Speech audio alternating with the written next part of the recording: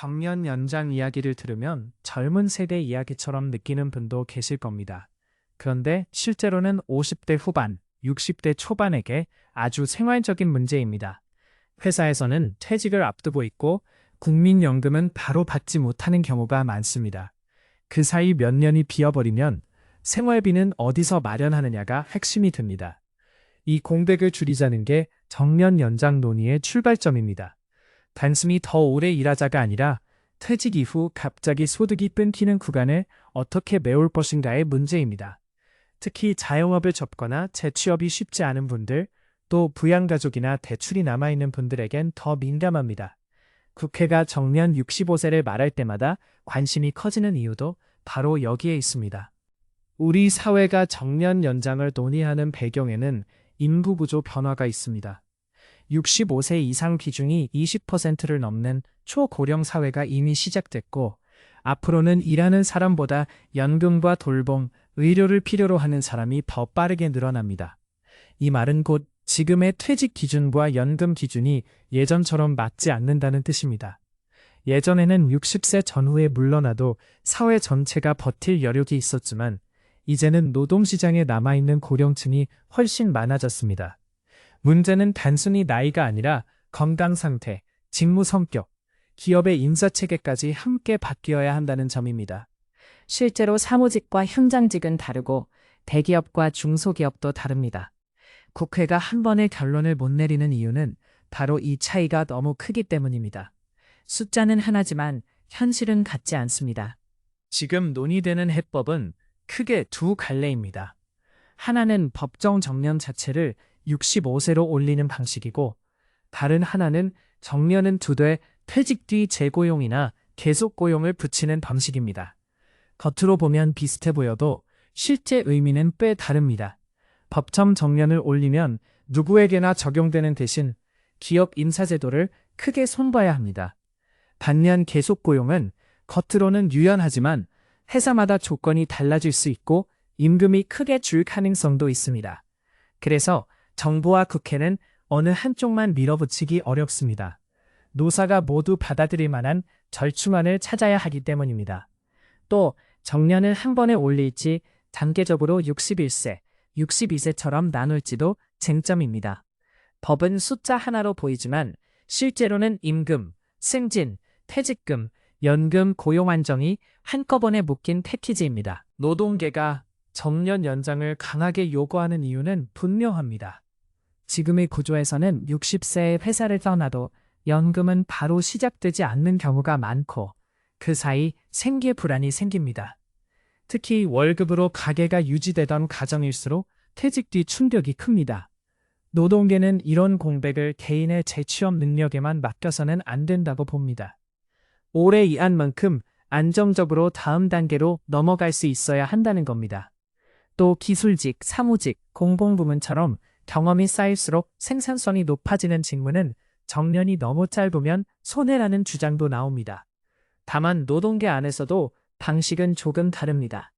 어떤 쪽은 법정 정년 65세를 원하고 어떤 쪽은 임금 삭감 없는 계속 고용을 더 중시합니다. 결국 공통점은 하나입니다. 정년 뒤 삶을 개인 책임으로만 넘기지 말자는 뜻입니다. 이 부분은 중장년층 시청자들께 가장 직접적으로 와 닿는 대목일 겁니다. 경영계의 시각도 무시하기 어렵습니다.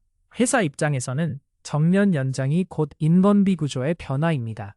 연차가 높아질수록 임금이 올라가는 체계가 그대로라면 같은 인원을 더 오래 고용하는 데 드는 비용이 만만치 않습니다. 특히 대기업보다 중소기업은 더 민감합니다. 인력 한두 명의 변화가 곧바로 생산과 납기에 영향을 주기 때문입니다. 경영계는 그래서 정년을 올리더라도 임금 체계를 함께 바꾸자고 말합니다. 일한 연수만큼 자동으로 오르는 구조를 손보지 않으면 기업이 버티기 어렵다는 겁니다. 또 한 자리를 오래 점유하면 아래 연차의 승진이 막힐 수 있다는 걱정도 있습니다. 그래서 국회가 아무리 좋은 취지로 법을 만들어도 기업이 실제로 실행할 수 있는 설계가 아니면 종이에만 남는다고 보는 것입니다. 결국 이 논쟁은 누가 옳으냐보다 누가 비용을 얼마나 나눠질 것이냐의 문제로 이어집니다. 정년 연장 논의가 늘 복잡해지는 이유 중 하나는 청년 고용 문제입니다. 회사 자리가 한정돼 있을 때 선배가 오래 남으면 후배 채용이 줄어드는 것 아니냐는 걱정이 나옵니다. 이 우려는 단순한 감정이 아니라 실제 인사 구조와도 연결됩니다. 승진이 늦어지고 신규 채용이 줄어들면 세대 간 갈등으로 번질 수 있습니다. 반대로 노동계는 정년을 연장한다고 해서 청년 일자리가 곧바로 줄어드는 것은 아니라는 시각을 내놓습니다. 기업의 전체 사업이 커지면 고령층과 청년층이 함께 필요할 수도 있기 때문입니다. 실제 문제는 일자리가 아니라 양질의 일자리와 성장 속도입니다. 국회가 쉽게 답을 못 내는 이유도 여기에 있습니다. 청년에게는 기회가, 중장년에게는 소득 안정이 둘 다 필요합니다. 어느 한쪽만 택하면 다른 쪽에서 반발이 생깁니다. 그래서 세대 형평성은 정치적으로도 매우 민감한 단어가 됩니다. 사실 정년 연장 논쟁의 깊은 뿌리에는 임금 체계가 있습니다. 오래 일할수록 급여가 올라가는 호봉 중심 구조에서는 정년을 늘리는 순간 총 인건비가 크게 늘어납니다. 그래서 경영계는 정년보다 임금 체계 개편을 먼저 말하고 노동계는 임금 삭감형 개편이 될까 우려합니다. 특히 중소기업은 대기업처럼 흡수력이 크지 않아 더 민감합니다. 한 명의 숙련 인력이 매우 중요한데도 그 인력을 오래 쓰는 비용이 급격히 올라가면 신규 채용은 물론 기존 인력 유지도 부담이 됩니다. 이 때문에 국회에서는 정년 연장과 함께 임금 피크제, 직무급, 성과급, 단계적 조정 같은 말이 따라붙습니다. 하지만 이런 제도들은 단순히 이름만 바꾼다고 해결되지 않습니다. 현장에서 받아들일 수 있어야 하고 노사 신뢰가 있어야 하며 직무 평가 기준도 납득 가능해야 합니다. 결국 정년 연장은 근로자 연령만의 문제가 아니라 한국형 임금 체계 전체를 손보는 일입니다. 많은 분들이 계속 고용과 재고용을 비슷하게 듣지만 실제로는 차이가 있습니다. 계속 고용은 정년 뒤에도 같은 회사에서 일할 수 있도록 제도를 이어주는 개념이고, 재고용은 한 번 퇴직한 뒤 다시 계약을 맺는 방식에 가깝습니다. 이 차이는 생각보다 큽니다. 계속 고용은 고용이 이어지는 느낌이 강하지만 재고용은 계약 조건이 새로 정해집니다. 그래서 임금, 근무 시간, 직무 계약 기간이 달라질 수 있습니다. 회사 입장에서는 유연하지만 노동자 입장에서는 불안할 수 있습니다. 반면 법정 정년을 65세로 올리면 제도는 명확해지지만 기업 전체 구조를 더 크게 바꿔야 합니다. 일본처럼 재고용 중심으로 가는 방식도 참고 대상이지만 우리와는 임금 체계와 노사 관계가 다릅니다. 그래서 어떤 제도를 골라야 하느냐보다 어떤 보호장치를 같이 붙이느냐가 중요합니다. 이 부분이야말로 국회가 가장 신중해지는 대목입니다. 정년 연장은 모두에게 똑같이 유리하지 않습니다. 사무직, 전문직, 공공부문처럼 경험이 축적될수록 일의 품질이 올라가는 직무는 상대적으로 혜택이 큽니다. 반면 육체적 부담이 큰 현장직은 나이가 들수록 버거울 수 있어 단순한 연장만으로는 충분하지 않습니다. 또 대기업은 흡수 여력이 비교적 있지만 중소기업은 비용 부담을 더 크게 느낄 수 있습니다. 반대로 근로자 입장에서는 소득이 이어진다는 장점이 분명합니다. 특히 연금 수급 전 몇 년을 안정적으로 넘길 수 있다는 점은 매우 큽니다. 그러나 임금이 크게 줄어드는 조건이라면 겉으로는 연장이지만 실제 생활은 나아지지 않을 수도 있습니다. 그래서 이 정책을 볼 때는 숫자보다 조건을 봐야 합니다. 몇 세까지 일하느냐보다 어떤 임금으로, 어떤 직무에서, 어떤 계약으로 일하느냐가 더 중요합니다. 국회 논의가 복잡한 이유도 결국 이 다양한 이해관계를 한 문장으로 묶을 수 없기 때문입니다. 앞으로 국회를 볼 때는 세 가지를 먼저 보시면 됩니다. 첫째, 법정 정년을 정말 65세로 올리는지. 둘째, 국민연금 수급 연령과의 간격을 어떻게 줄일지. 셋째, 기업 적용 시점을 한꺼번에 갈지 단계적으로 갈지입니다. 이 셋이 따로 움직이면 현장은 더 혼란스러워집니다. 예를 들어 정년만 올리고 임금 체계와 재고용 기준이 비어 있으면 회사와 노동자 모두 혼란을 겪을 수 있습니다. 반대로 너무 늦게 시행하면 지금 퇴직을 앞둔 분들은 여전히 소득 공백을 겪게 됩니다. 국회가 속도를 못 내는 것도 이해할 수 있습니다. 표를 얻는 문제만이 아니라 법 하나로 해결되지 않는 구조적 문제이기 때문입니다. 그래서 앞으로는 여야가 단순히 찬반을 외치기보다 단계별 시행과 직무별 차등, 중소기업 지원 같은 구체안을 내놓는지가 중요합니다.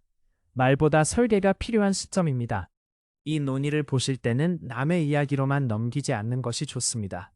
내 회사가 어떤 업종인지, 정년 후 재고용 제도가 있는지, 연금 수령까지 몇 년이 남았는지를 따져보셔야 합니다. 같은 60대 초반이라도 공무원, 대기업, 중소기업, 자영업 경력은 처지가 다릅니다. 그래서 정년 연장 뉴스가 나올 때마다 내게 실제로 적용되는 시점이 언제인가를 먼저 확인하는 습관이 필요합니다. 또 퇴직 뒤 소득 공백이 걱정된다면 연금, 퇴직금, 개인연금, 재취업 가능성까지 한 번에 점검해두는 편이 낫습니다.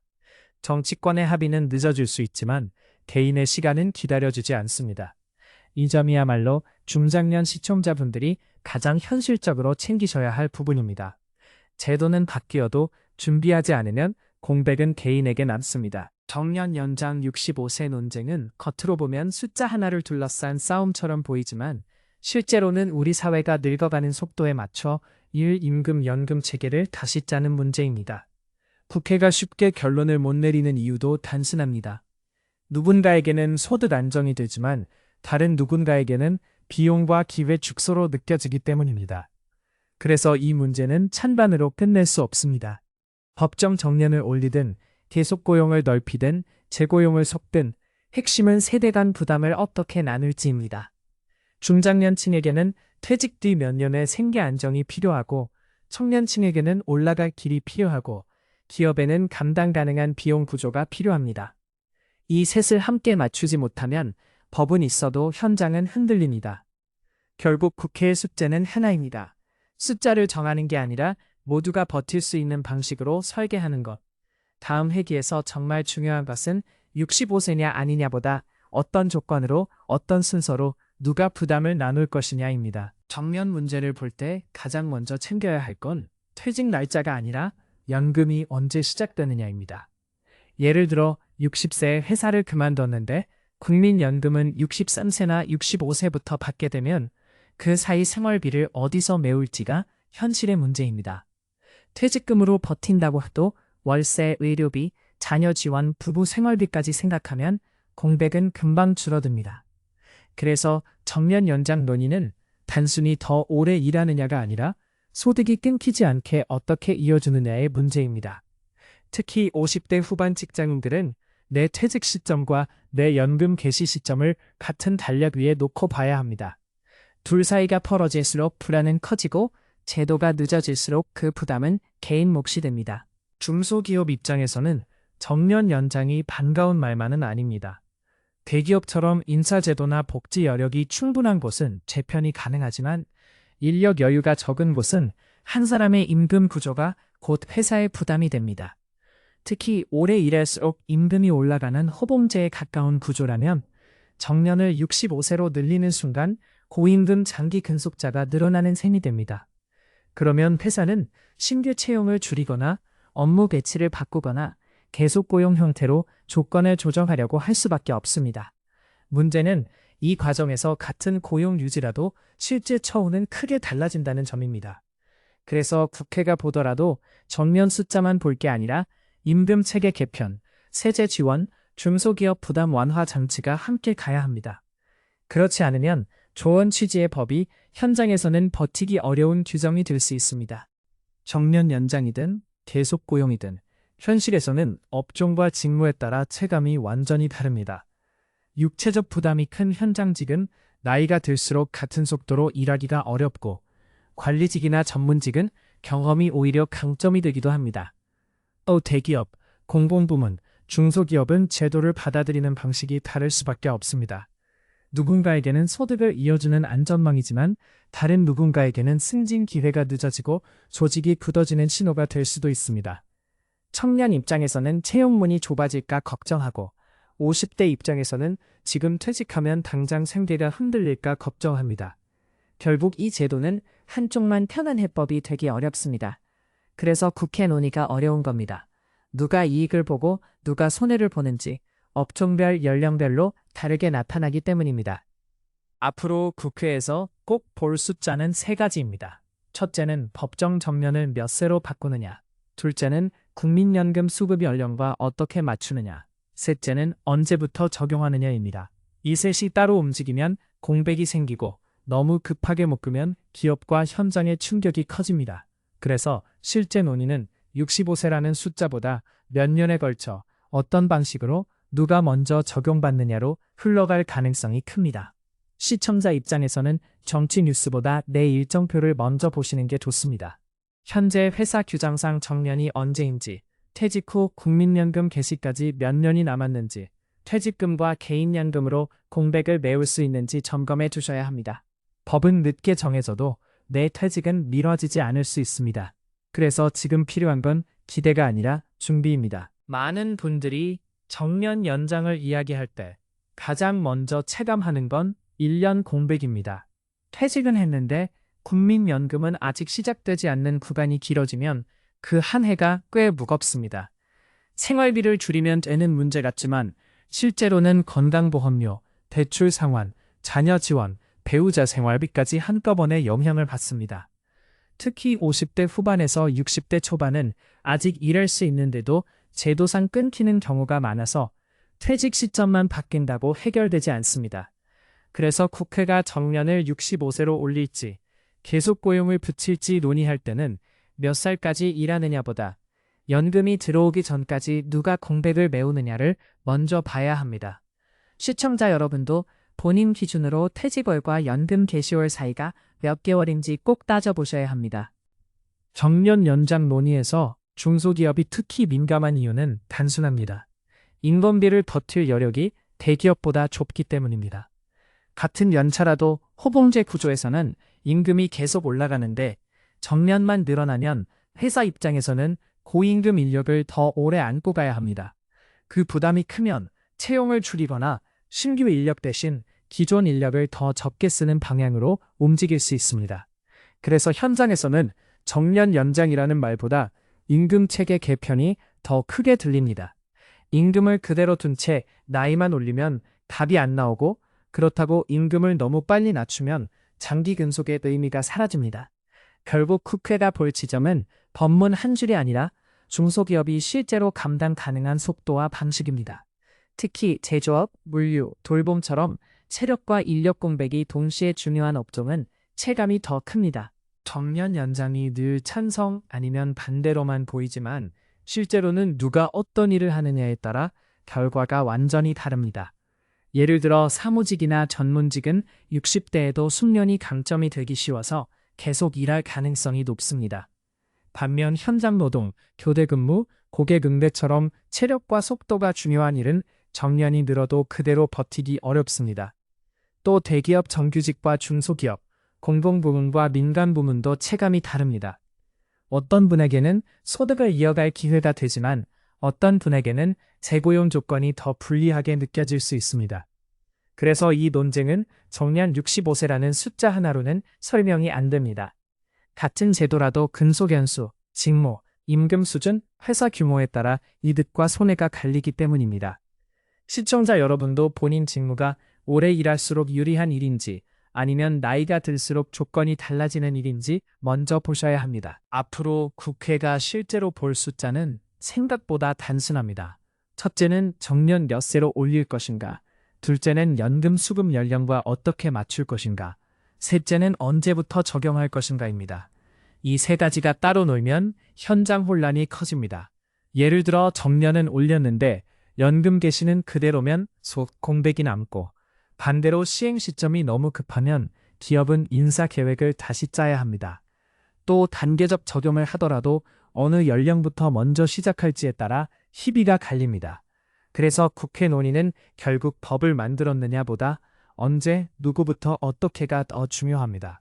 50대 시청자라면 특히 내 출생연도 기준으로 정년과 연금이 언제 맞물리는지 확인하셔야 합니다.